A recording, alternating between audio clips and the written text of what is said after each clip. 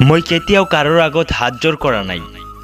আজি জীৱনত প্ৰথমবাৰ তোমাৰ আগত হাত জোৰ কৰিছোঁ, কাৰণ জীৱনত প্ৰথমবাৰ তোমাক হেৰুৱাম বুলি ভয় লাগিব ধৰিছে। হয়, মই মানিছোঁ মোৰেই ভুল হৈছে। প্লিজ মোক ক্ষমা কৰি দিয়া এবাৰ, আৰু কেতিয়াও তোমাক লগত কাজিয়া নকৰোঁ, আৰু কেতিয়াও তোমাক বেয়াকৈ নকওঁ। আজিৰ পৰা সেইটোৱে কৰিম তুমি যিটো বিচাৰা, আৰু তোমাক লৈ বহুত সপোন দেখিছোঁ মই। প্লিজ সেই সপোনবোৰ ভাঙি যাবলৈ নিদিবা। তুমি নজনা মই তোমাক কিমান ভাল পাওঁ। তোমাক আৰু কেতিয়াও হাৰ্ট নকৰোঁ।